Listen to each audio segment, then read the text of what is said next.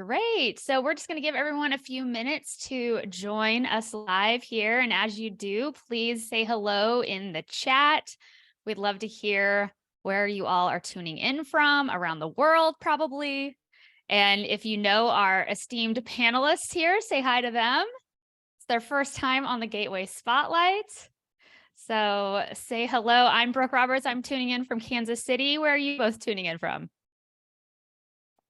Dallas, Texas. And Honolulu, Hawaii. Oh, okay. Jenny wins. Jenny wins. If you can top Jenny, let us know in the chat if you're someplace much better. I just saw an amazing cheap flight to Hawaii, so maybe I need to come visit you, Jenny. Awesome. Okay. Well, we're gonna let people join for another couple of minutes. I can see the number creeping up here. Hi, everyone. We got Tony Ogden. Hello, Tony. Thrilled to be here today. Thanks, Brooke, Kathy, and Jenny coming in from Carlisle, Pennsylvania.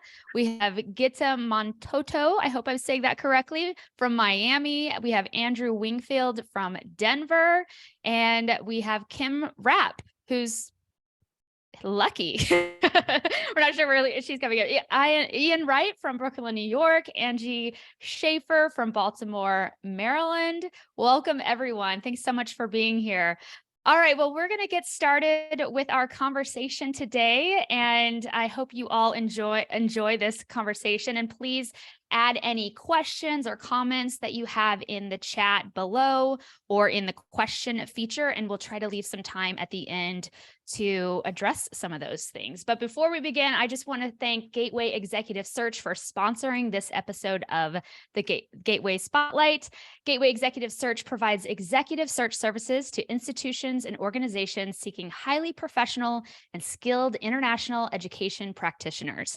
Gateway Executive Search is distinguished by its expertise in international higher education and its understanding of the broad issues facing the profession. Let them be your partner as you look for the leadership you need. Head to gatewayinternational.org/executive search to learn more and get started. So welcome everyone to the Gateway Spotlight, a show designed to highlight diverse perspectives, next generation initiatives, and emerging trends in international higher education. I'm your host, Brooke Roberts, a 20-year veteran in the international higher education field, and I'm the founder of Inside Study Abroad, a professional development training platform and podcast for aspiring global education professionals. And I currently serve as director of partner marketing at Podium Education. So today we have two great guests from the Gateway Executive Search team here, and we're going to be talking about the Senior International Officer position. We're going to be talking about what it does, who does it, and how you might be able to land a job as an SIO as well. We'll be teasing out the various pathways and career trajectories that could help aspiring SIOs land one of these positions. And we're also going to discuss should be thinking about what you should be thinking about the SIA role, the characteristics and skill sets needed to succeed in the position, and the fundamental purpose and mission of a C-suite international officer. So I want to introduce today's guests. We have Dr. Hutchison Winnie. She is a respected international educator with 30 years of experience creating successful international offices for U.S. universities. And we have Dr. Jenny Samaan. Jenny is a strategic and innovative international educator with 30 years of extensive leadership and management experience in higher education institutions, nonprofit organizations, and member associations. Welcome to the show, Kathy and Jenny. Thank you. Thank you. Great. Well, now that we have all the introductions out of the way, I'm going to turn it over to both of you. Before we get into talking about the upper echelon of our professional tracks in international education at that C-suite senior international officer level, I would love for each of you to let us have a little peek inside of your career in the early days and tell us what was your first official job in what we would define as international higher education. What was the role? What was the title? How did you stumble across the position? And why do you think you got it? Jenny, we'll start with you. Okay. Thanks so much, Brooke. And what an interesting question as we talk about the careers that we have taken and what others may do as well. So for me, I had just finished a master's degree in international affairs, and At that university, there was an English as a second language program that had a huge amount of students that enrolled in that particular fall, and they were very quickly hiring teachers. So my very first role was as an English as a second language or ESL teacher. That was the year when many Chinese were coming from China and they were trying to quickly study English. So that was my first role, and I did that. And in that process, I realized that what I really loved about working with international students was not really teaching them English, but was helping them to navigate American culture and to get a solid footing on how to be successful in US higher education. So that really launched my career and helped to hone the interest that I had in how to navigate through that field. So we could talk a little bit more about that. Yeah, absolutely. That's a really cool story. So how did you have to do a crash course in ESL and TEFL? How did you get Actually, the skill was set one to of- then? Yeah, that was one of my areas of concentration in my master's program. It was an interdisciplinary master's. And I thought, well, why don't I take that whole ESL TEFL certificate just as a backup in case I find myself somewhere in the world needing to teach? And I had no idea that it would immediately be put to good use. Yes, smart move, smart move. So I work with a lot of aspiring international educators and a lot of people who, after college or grad school, decided, okay, I'm going to teach English abroad, for instance. And they come back and they think, oh, I don't know if this is actually going to help me in my career in international higher education. And now I have an example to point to. So I can say, you could be the top of this field. You just follow in Jenny's footsteps. That's great. Kathy, what about you? What's your story? I was working as a receptionist half-time in the Office of Career Services at Harvard, just to have a job so I could use the pool and get health benefits while I wrote my dissertation for the University of Michigan. So I had been in Berlin, come back, not really known how to write full-time, just the transition, I needed a job. I got a job as a receptionist and I knew I was horrible at it. Rude callers got hung up on by mistake. It was awful. And so after about a year of that, someone tapped me on the shoulder and said the study abroad advisor and education careers advisor, which is a combined position, was leaving and I should go for it. So I applied and I got it. I had to persuade the director of the office to hire me for both jobs because completing a PhD in comparative literature, she didn't believe that I would be a good fit maybe, or want it enough. Or so I learned very early on, it's not your degree, it's your whether you want to do the work of the job. Right. So I inherited, that was the first job I had. I inherited a bit of chaos. My predecessor was a lovely person who wanted to go to India. She just took off. And there wasn't much of a list. The faculty committee, very high up people, they really wanted someone to organize the show for them. And then they would, helicopter in once a month and make decisions. And basically I ran the show and built the office. So that was really interesting. So did your, let's call them customer service skills, change once you had that role, or did you still accidentally hang up on rude callers? Well, no, you don't hang up on rude callers if they're calling you for a service, and you're in a different position. It gave me real empathy for, I had been a waitress, I had been a house cleaner, I had done a lot of jobs where everything is the customer and your whole livelihood depends on the customer. And going to the next level and being an advisor, if you treat the student like a customer, you're going to hurt your operation. You don't represent the faculty and the curriculum and the whole purpose of their education. So actually, you change your customer service skills for the job you have, and you start to develop other skills, which are listening to students and persuading them of their choices and what their choices could result in, and collaborating with faculty in doing so, because they're the real advisors. Yeah. Yeah, absolutely. Okay, well, let's dive into our conversation around the senior international officer position. And I first want to start with getting your assessment or your opinions, especially based on your time in the Gateway Executive Search Team. What are the key skill sets, characteristics, experiences critical to landing a job as an SIO? What are some of the the deal breakers in those categories that people really need to have on their resume before they'll be seriously considered for the role? So I'll take the skill set question, and Jenny will talk about the deal breakers. We've been working in search for about 2 years now, and maybe a little more. And we've had searches of probably 7 or 8 so far of mid-level and senior level. So the question is different depending on whether you're the senior international officer at a small place versus a comprehensive university. But the skill set is always going to include expertise and knowledge. And that is something you build up over time. Some people study to get it. Some people study and practice.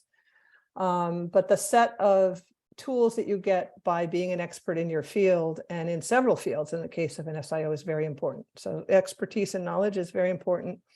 For practical skills, I think also being able to manage and strategically plan requires project development. It requires budget and finance and data manipulation. So being able to advocate for the university for international education is extremely important at the SIO level. At the level of director of education abroad or director of ISSS, that's equally true. And the third thing I want to point out after leadership and expertise is also just plain these relationship soft skills that could come from any background.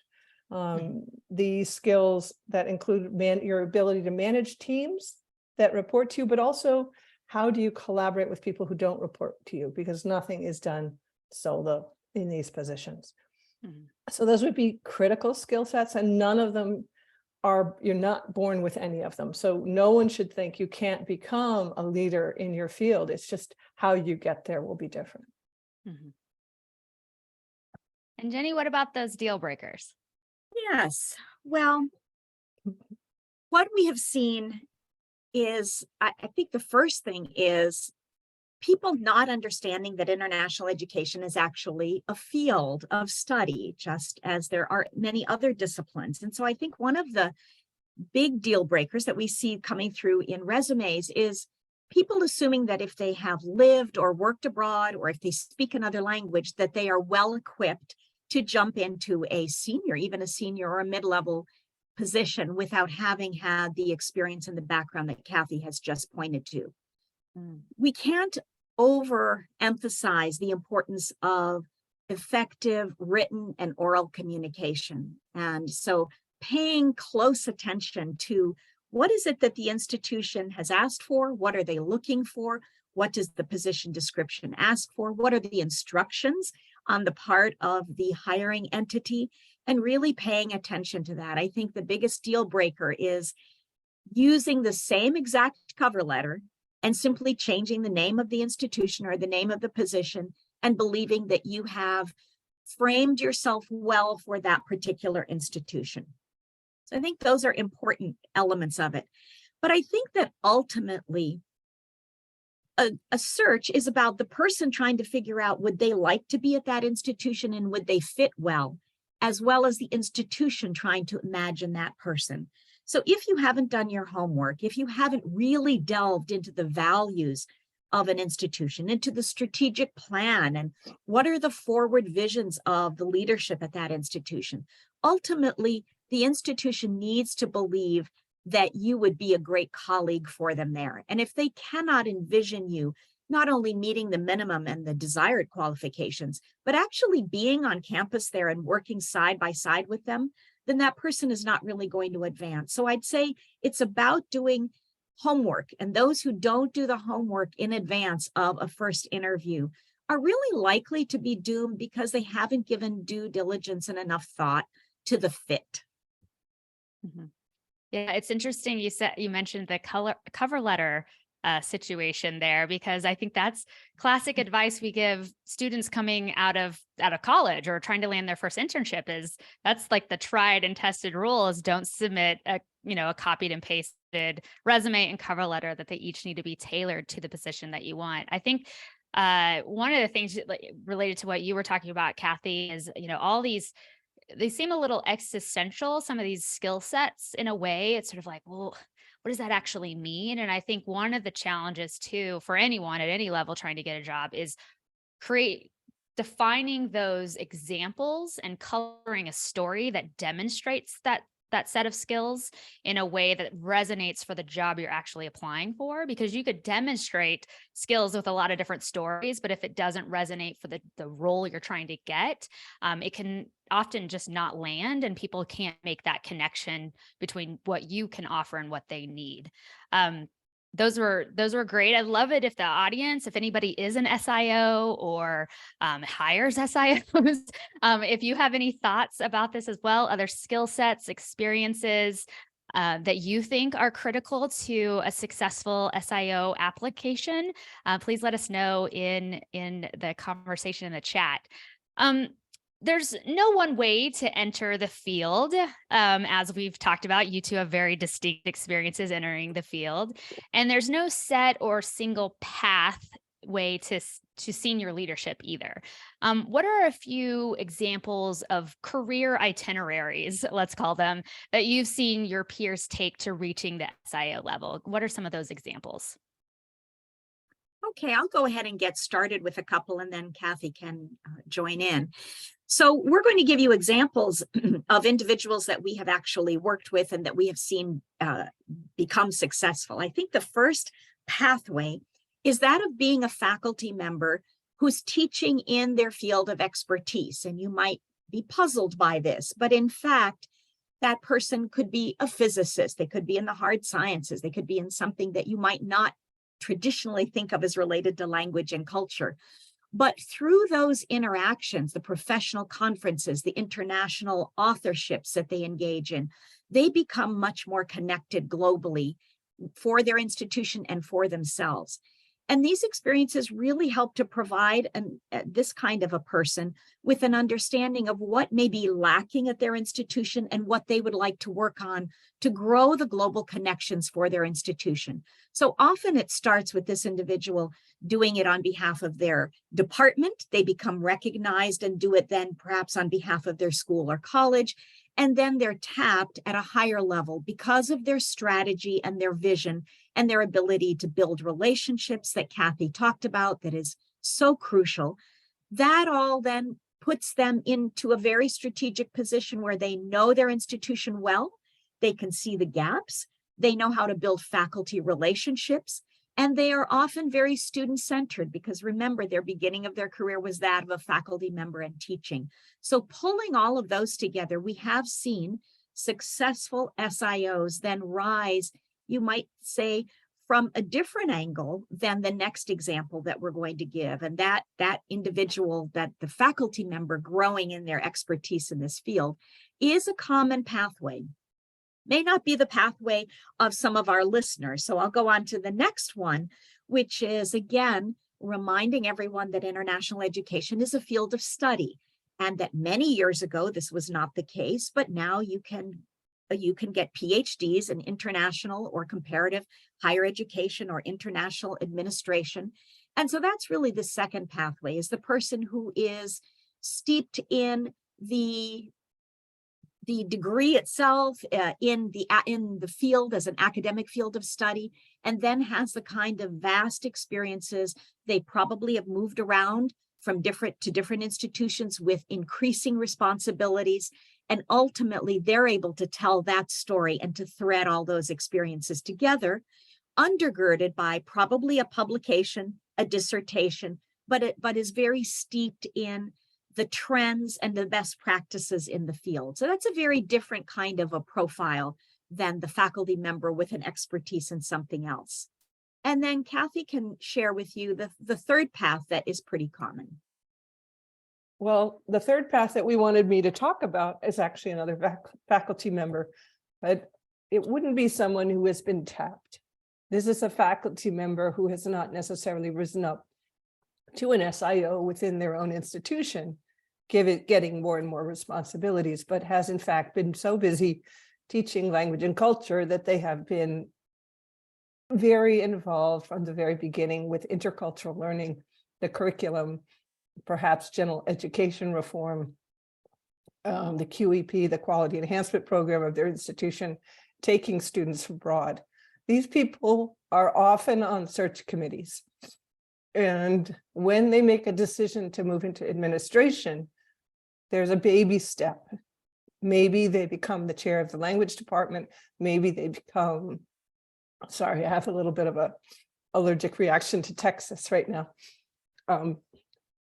They become active in their own institutions, collaborations with international partners, faculty exchange, internationalization of the campus. So someone who has taken the initiative to think broadly about international in their own field of study, but also in education, is a prime candidate. They may not have the experience running an office with a budget with 10 people. They may not have been in charge of international students and scholars. There may be skill sets that they will have to learn how to supervise, but will not themselves be coming up through that channel. But I want to be quite clear that pathways differ, and that individuals who want leadership positions can define their leadership pathways by looking for support on how to find out more about the profession and getting those skills in other ways. And we can talk more about resources and how to position yourself for, it's really a managerial administration position, or even higher level where you're supervising a lot. So having to work with people that don't report to you is an important skill that many of these people have. Yeah, absolutely. So I wanted to ask something. Sorry, I saw we had a question come through. We'll touch on that in a minute, but I wanted to maybe talk about a little bit of elephant in the room, potentially, is what about a terminal degree? Neither of you have mentioned it outright. You've sort of danced around it a little bit, talking about education. You mentioned a dissertation. So do you think that having a terminal degree, whatever that means for their field of study, is a deal breaker, a critical component to being able to land a role as an SIO? I'll take it first, Jenny. I think if it's in the description, you don't have a choice. Right. We work as consultants with the universities to understand, not just from the hiring manager, who might be an assistant or vice president, to understand why they're including it and why they might not want to include it. And it comes down to a conversation between that academic leader and his or her search committee, or his or her, in one case, HR department. There have been failed searches where it was required. There have been failed searches where it was not required. So if you're not going to require it, if they're not going to require it, that puts the door open. But I would not expect people without experience, a lot of expertise and experience, to be able to compete with someone who had both some experience and a degree. So the degree, why the degree is important in my mind is, whether it's a JD or an MBA or a PhD or an EDD, if you've done work on a degree and finished it, that's a kind of a symbol of something, either of research, of collaboration with faculty, of independent thinking and work. Depends on your field, of your knowledge of a field. So this is a cause of respect. So if you don't have that terminal degree, you need to figure out, what do I bring that is not necessarily apparent if I don't have that tag? Why am I strong? Because I have seen so many people finish their degrees in a job or start one, depending on what level you're coming in, who are now associate provosts, who might have been hired with an AA degree, but finished the bachelor's, did the master's, and then did the doctorate. So it's not impossible either way. It's just the jobs are constrained by what the school is willing, the institution is willing to honor. I would Jenny, think, did you I have would something to add? say, yes, I think the only other thing I would add is that, remember, a great deal of success in this field depends on working with faculty members. And faculty members are at the pinnacle of their careers. They have PhDs. And in many ways, they have this expectation that if I'm going to be respectful and collaborate with you, I expect that you also will have a similar kind of degree. It's not absolutely required, but I think at smaller institutions where the interaction with faculty is very, very intense and required really for the collaborations and the partnerships and the success, that it's even more important. And I would, as you look at positions and you see generally you have the minimum qualifications and then the desired or the preferred, I would encourage people not to think that those desired or preferred are just fluff, because many people meet the minimum. And if you really want to be competitive, begin to look at jobs that you would like to have and see how many of them actually have that terminal degree as a requirement. Yeah, absolutely. So we had a question in the Q&A. Thanks for posting it in the chat as well, Angie. So this person wrote, when hiring non-faculty SIOs, how many folks are hired through referrals, internal hires, or the quote hidden network versus applying through traditional announcements that require a cover letter and resume? Are these positions also more likely hired via search firms and headhunters as opposed to submitting an application cold to an announcement? What are your thoughts? That's two questions. Yeah, absolutely. It's two questions. So first one is, are people getting jobs through the hidden network? We can only speak from our experience, but people who are referred to us or who we find through the quote unquote hidden network, so someone who knows someone who knows someone, we reach out to lots of people and ask for referrals. Mm-hmm. They will get investigated and they will get invited for a conversation. Whether they get an interview or not depends on that first conversation. So is that an advantage? I suppose so. If you didn't apply, you're not going to get looked at. But if you applied and you weren't referred, that's not a disadvantage at all. We do a lot of research to figure out who you are, and we try to find out in a conversation with you what your interests are, how we can be helpful, what you need to know in order to apply. If that's the case, if you've already applied, we review your qualifications. It's normal that we would look at everyone the same way. We're also extremely careful not to privilege people we know. It's not that kind of network gateway. It is a Rolodex. There are tons of people that know people. I don't know as many as others, but I know 500 on my LinkedIn that I don't really know.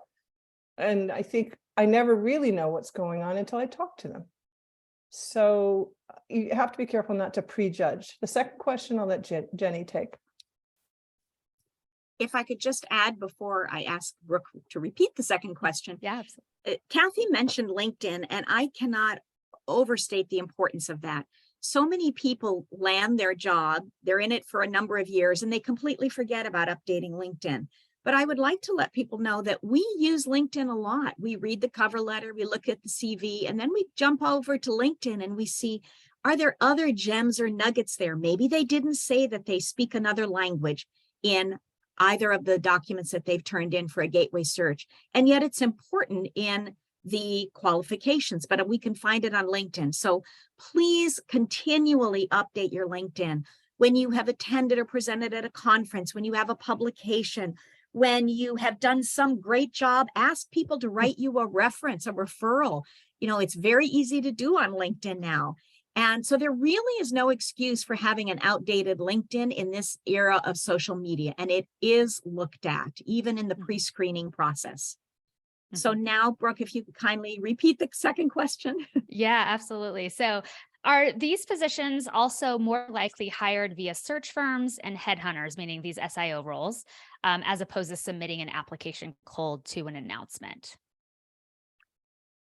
Well, again, as Kathy said, our experience is through the search firm way. Of course, not every position is hired this way, but what we are finding, which I think is important for people to understand, is institutions are emerging from the pandemic, and they are trying to understand and grab a better understanding of what does global engagement, what does international education look like post-pandemic, if we can call it that. How do we re-engage? And in part of that process, increasingly institutions are thinking, maybe it's time for us not to do this particular search on our own. SIOs are more likely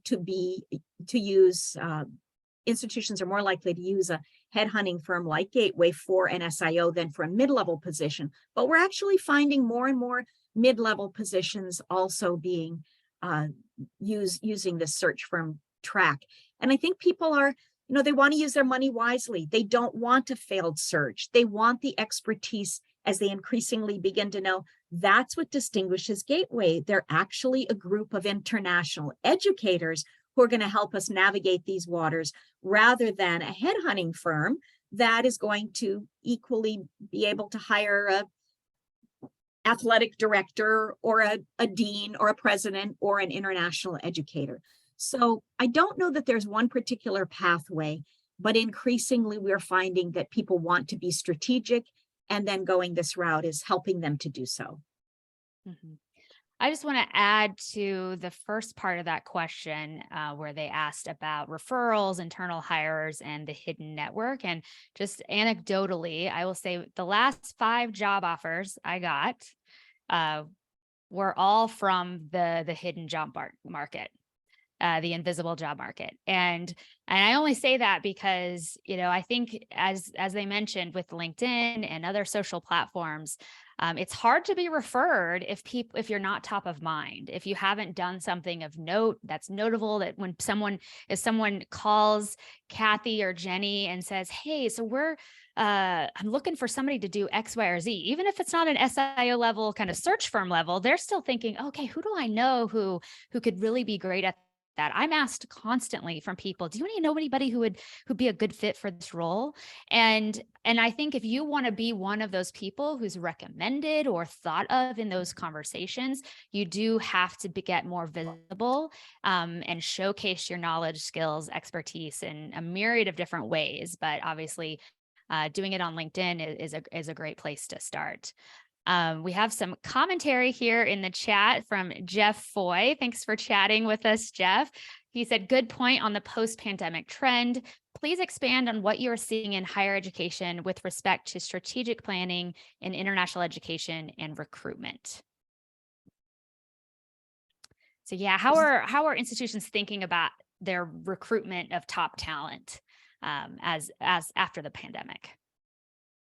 So I'm sure, Jeff, that you have seen the special edition of the Chronicle of Higher Ed on the crisis in staffing in higher ed. Mm-hmm. And there's a chapter in there on international higher ed.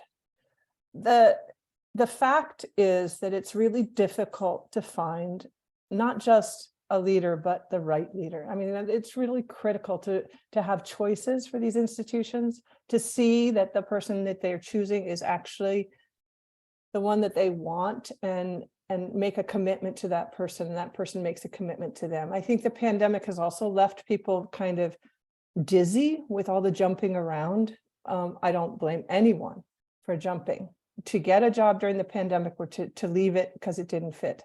That's not the intention here. That's not to judge, but there is a lot of movement as people move, I think, post-pandemic to the kinds of jobs and the places or the type of job, remote/hybrid, that they can really stick with, they can really love.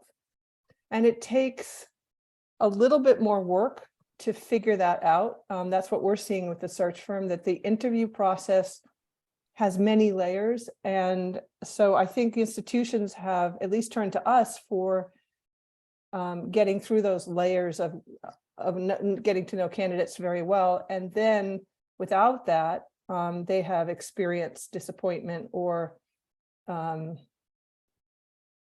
I mean, I'm hearing stories, but I think they are using Gateway in more than search. Let's just put it that way. They are reaching out to our founder, Tony Ogden. They are reaching out for other kinds of services to understand how should we rebuild. And that's really a very busy part of Gateway. How should we manage this post-pandemic? How should we rebuild?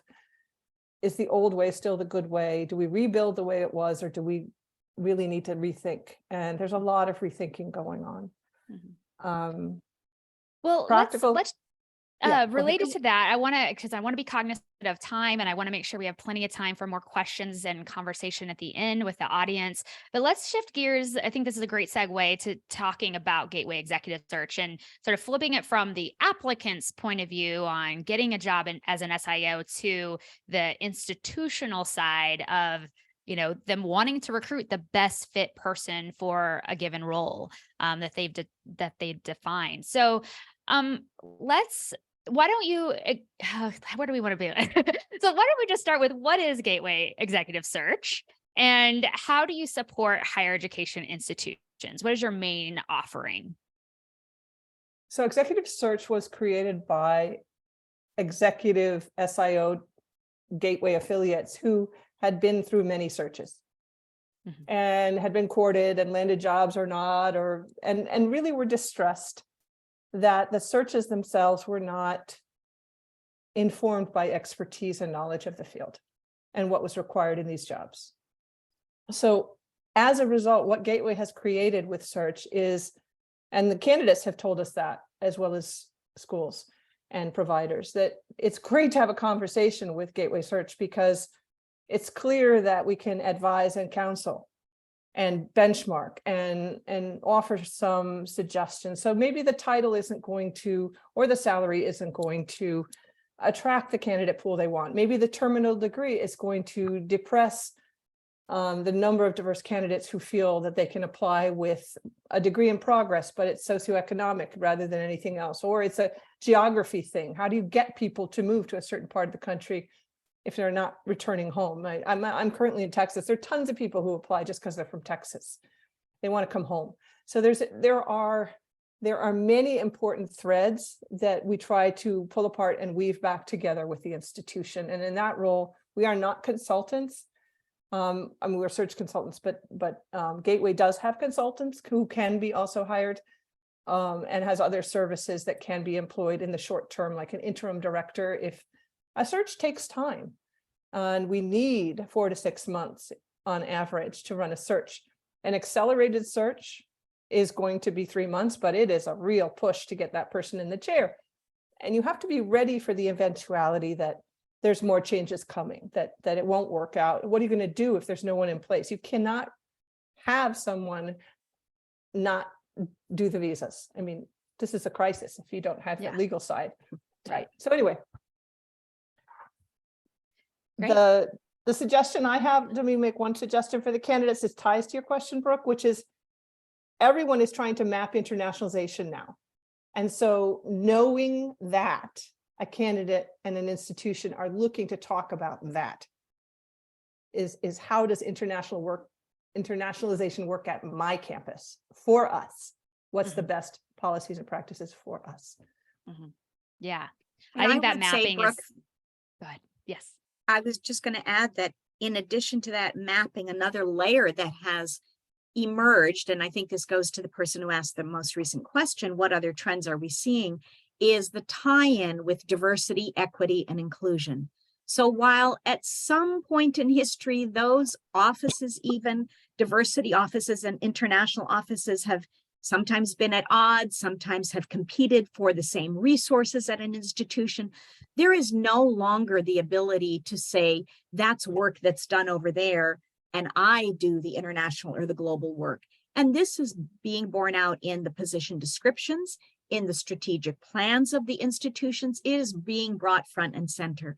And so the successful candidate also needs to spend a great deal of time actually reading and thinking, and then being able to articulate with examples and stories, as we have said, about what are my own values around DE&I, and how do I bring that to make a more successful and comprehensive international or global experience in my new role at this institution.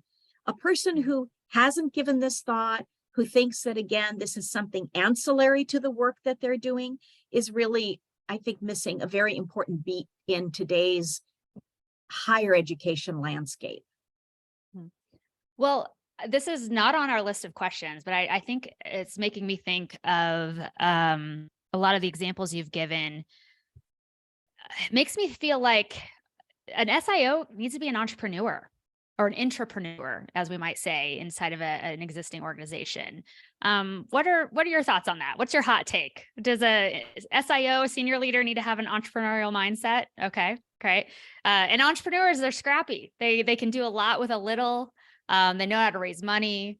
They think about how do we make things more efficient, effective for our target audiences. They know who their target audiences are. Yeah, so we're going to add that to our list of skill sets. So make sure you can demonstrate some entrepreneurial endeavors, even if you didn't start your own business, but examples of you flexing that entrepreneurial muscle. Um, so Absolutely, Brooke. That is, we're seeing that being articulated by institutions as well, that we want someone who's entrepreneurial. We need them to understand international higher education. We need to have them know how to make money. We need to have them balance the budget and maybe be a new source of revenue for the institution. So all of those kinds of creative, out of the box thinking, can do attitude, ability to build those relationships internally and externally are absolutely essential. And they are characteristics of an entrepreneur. Mm-hmm. Great. Well, like I said, I want to be cognizant of time. So I want to ask a little bit about your process.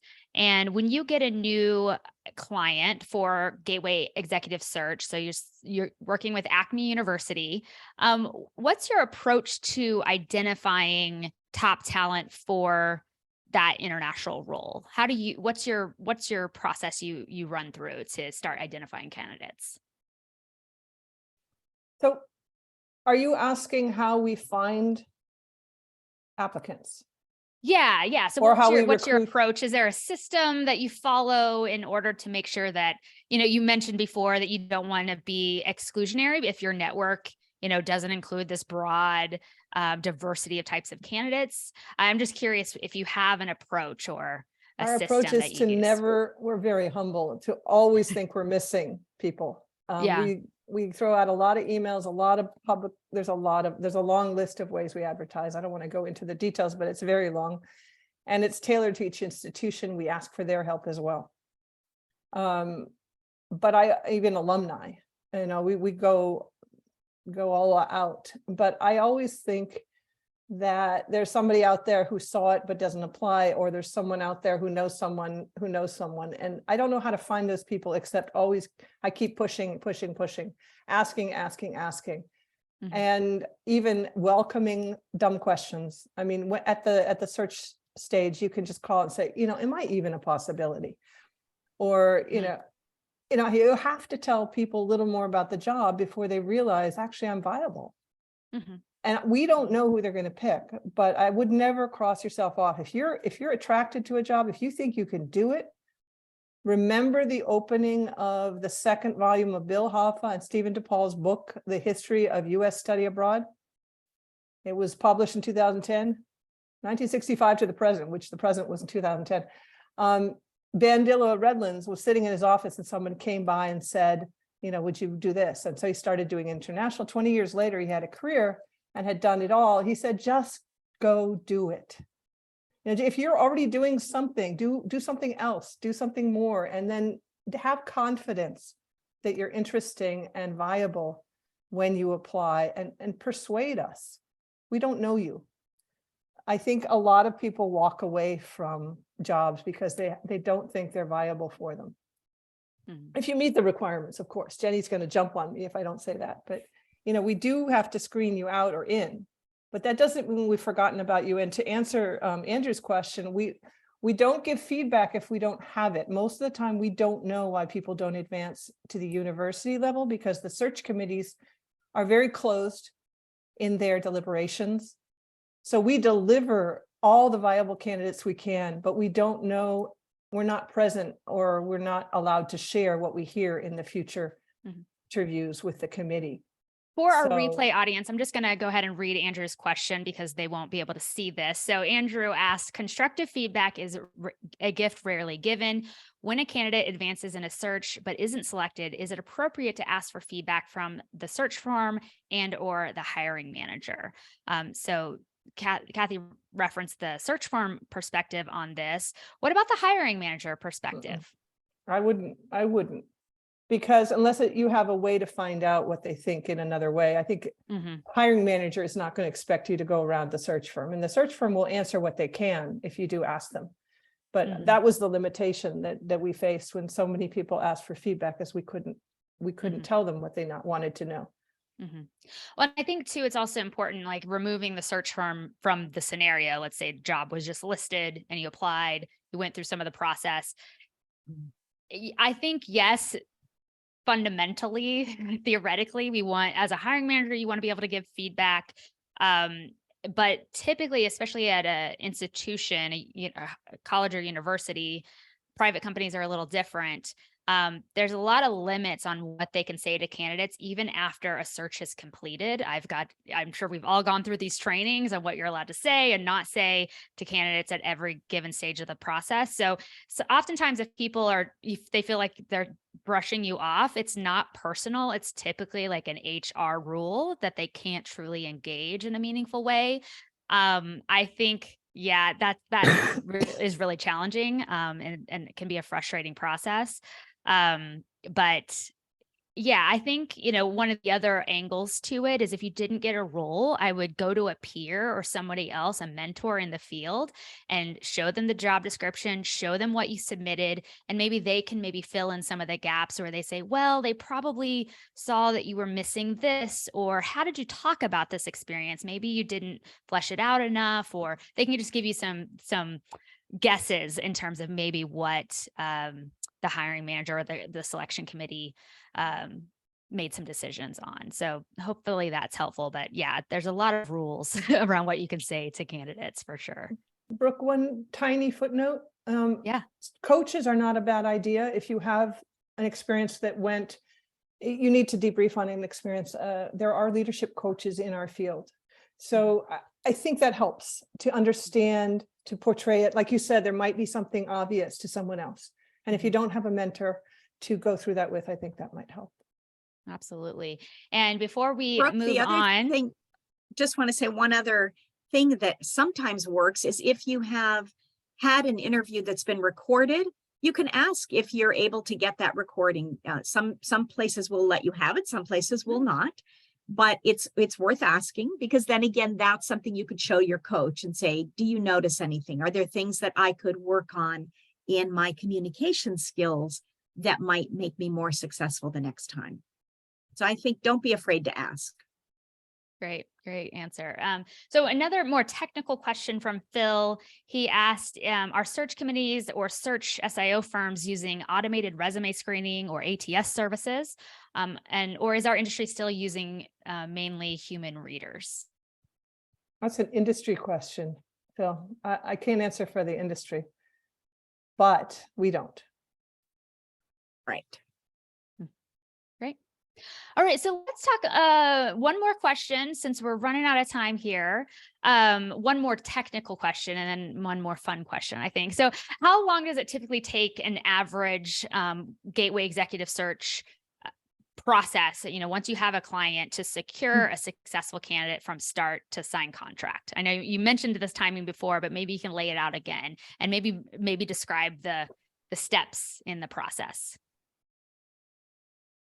Well, the steps, of course, are that somebody reaches out to an organization, it could be a university, it could be a third-party provider, a study abroad provider. They reach out to Gateway and they help us to understand what they're looking for. And we have a process of negotiation and discussion. So once that contract is signed, then things happen very quickly on our part. Of course, there's negotiation up front.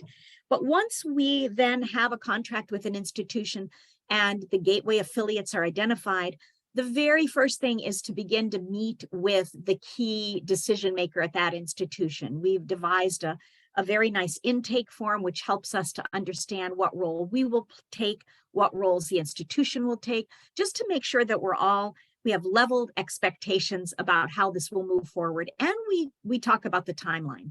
How quickly is an institution in need of a person? Very often it starts with a new fiscal year, or the retirement of someone, or someone who's in the position temporarily, they're going to be leaving and they want that filled. And while many institutions have a target date, we always hear, but we would be willing to wait for the right candidate. And so again, while we always have a target that we're working towards, it's not always set in stone. Mm-hmm. So we do all of that. Once we have a very good understanding then of who's going to do what, then we do this very deep dive in better understanding the institution so that we can come up with a prospectus. And we're doing this not because a person can't go on the website and find information about the institution, but we're trying to uncover those gems that will help describe the institution maybe in a way that it hasn't described itself or it doesn't even realize about itself. And that process is a long one. We ask for documents, we ask for strategic plans, past, we ask for statistics and data. And a lot of time is spent putting that together, again, to tell the institution's story for them, along with the position descriptions that we then advertise in multiple ways. With then the application process itself, we use a portal that then the interested applicants upload their CV, resume, and some names of references, and we proceed from there. We are doing remember, we're trying to help vet and provide the best set of candidates to an institution. So what we're doing then is having pre-screening interviews. We take the very specific requirements, minimum and require and desirables, and we are then asking questions based on those very tangible qualifications that they're looking for. We have had individuals who have said, I'm thinking about applying, but could I have a quick 15-minute informational call with you because I'm trying to see if I'm really the right fit for this institution. And that can sometimes happen very quickly over email. They are a tenured faculty member at an institution where their sons and daughters get free tuition, and that is not the case at the hiring institution, and therefore they're not going to be wasting everyone's time, and they're just going to pass that one up. So the process is generally somewhere from 4 to 6 months. We've had searches that have been as quick as 15 weeks and others that have taken as long as a full year, almost a full year. So it really depends on the institution's timeline, and that drives the speed with which Gateway affiliates are able to be nimble and respond. Mm-hmm. Yeah, absolutely. That's a great rundown, because I think I learned several things there through that process. I love the idea of the prospectus, because I know that I have worked with a lot of my coaching clients too, to just like dig out those nuts and bolts about what the institution is about, but also those types of benefits that sometimes it's really hard to find. Do they offer tuition remission, and where is that listed anywhere? So that's a really value added component there. Well, we got to wrap up here, everyone. Thank you both so much for coming on the Gateway Spotlight and sharing more about Gateway Executive Search, your experience and knowledge about the field and your own careers. The last question I have for you both is, what has been the most rewarding part of working for the Gateway Executive Search team over the last couple of years? Oh, Kathy, you're muted, I believe Kathy. you're muted. That's classic. Technology will get me in the end, but I love talking to people. I hate the Zoom part of it, but I've met so many very interesting, dynamic, innovative, entrepreneurial people. I think our field is full of amazing rising stars. And I'm not worried about the future. I think higher ed's in crisis, but I think in international ed, we have a lot of leadership, a lot of people coming up. I guess for me, I am by nature a problem solver and a person who loves to connect people. And so this job is perfect because I get so excited when I understand what an institution's looking for, and we find that right candidate that is very excited to help provide solutions, and the institution is equally ready to have their strategic vision and plans put into effect. And so that matching of people is really rewarding to be part of that process.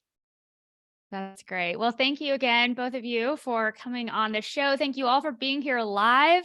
We'll be going back and forth pretty much with pre-recorded and live sessions of the Gateway Spotlight over the next few months. So make sure you're subscribed to the Gateway Spotlight newsletter. We don't have our own newsletter, the Gateway International Group newsletter, where they will talk about the different episodes we have coming up. Thank you all for being here. Have a wonderful rest of your day. And if you are an institution or representing an institution and you're interested in talking more about Gateway Executive Search and bringing it to your campus, please go to gatewayinternational.org/executive search and fill out the forms there. And I'm sure Kathy, Jenny, or someone on the team will be sure to get back with you very quickly to talk about working together. So thank you all. Thank you. Thank you. Bye-bye.